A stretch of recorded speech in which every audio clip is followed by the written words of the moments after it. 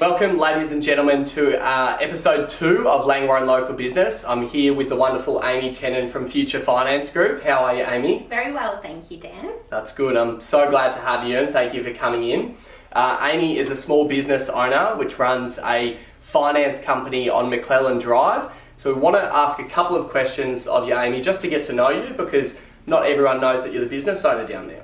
Yeah, that's correct. So we've been operating in Langwarrin for about 3 years now, and I am a Frankston sort of born and bred resident, and basically I've got a finance company that has about 14 staff, and we've got about 3 loan writers there at the moment.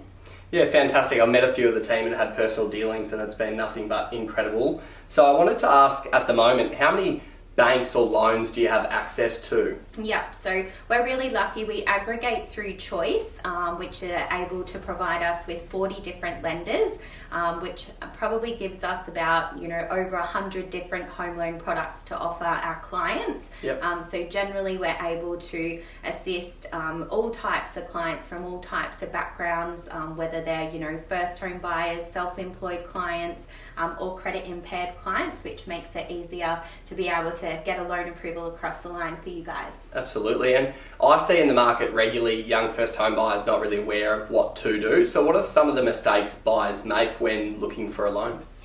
Some buyers will start shopping online, so they'll complete an online application, not really understand the damage that it does to your credit profile, and because credit scoring is so important these days, auto approving and auto declining is something that we have to try and educate clients with these days. So I think that's probably the first mistake. The second mistake is just understanding that between the 40 lenders that we have on our panel, there's a significant difference in borrowing capacity. So if you ultimately apply with one lender, you may have a certain borrowing capacity that you're able to go to, and then obviously if you're wanting to increase your offer by 20,000, you may not be able to, because that's your max borrowing capacity. Yep. So we try to work with the client to determine what their maximum lend is with that particular lender and product. We're in such a tech savvy era that everyone thinks that everything's accessible online, but I think the value of going to a broker is really important.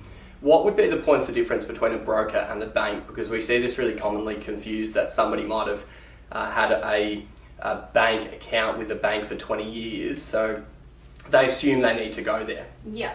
So I think that's sort of like a thing of the past where lenders, have that loyalty. Unfortunately, banks are banks, and obviously mortgage brokers provide that really customized service. If a client goes into a branch, they've only got, 3 or 4 products to obviously offer that client. And especially if you're a self-employed client where you may not have done your most recent tax returns, and your bank require the last 2 years, then they're not going to unfortunately approve your loan application. So it's really important to obviously try and see what information you're able to provide, and then we work out what lender's going to be best for you. So fantastic. I think that's probably the biggest difference. On that note, what would be the best products in the market right now? Because historically we're in such a good place for loaning money. Yeah. So what do those products look like? It's sort of hard because no scenario is like ever the same. Yeah. So I think,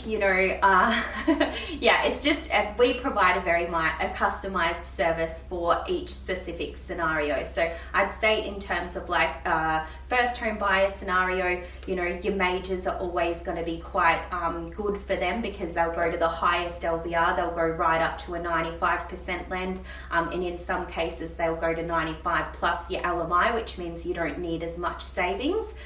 With your self-employed clients, we deal with non-bank lenders such as Bluestone, Liberty, Latrobe. Okay. They're really competitive for those types of deals where we may only be able to provide a BAS statement or so forth to verify their income. It's interesting to know that information, because some of the banks you've just mentioned, I think a lot of people wouldn't even be aware of, and might have hesitation in dealing with them until they meet somebody like yourself who would elaborate upon that. So probably the final question being that we've gone through some hardship and COVID-19.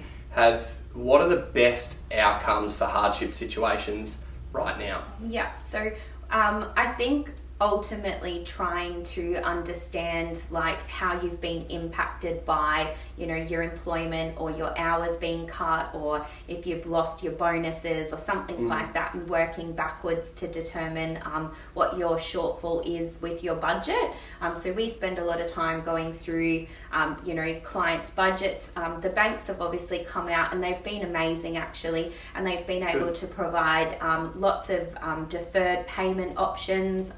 They're actually accepting JobKeeper at the moment. Okay. So if you have had your employer put you on JobKeeper, you can still get a loan approved, which is really exciting. But in terms of obviously hardship, I think just liaising with your broker or your contact that, you know, looks after your finances is really important to try and put an action plan together so it doesn't affect you in the long term. Well, thank you so much for that information. Ladies and gentlemen, I would encourage you to, if you wanted to refinance or at least look at buying a property, Amy Tennant Future Finance Group, they're an amazing company. So thank you for watching.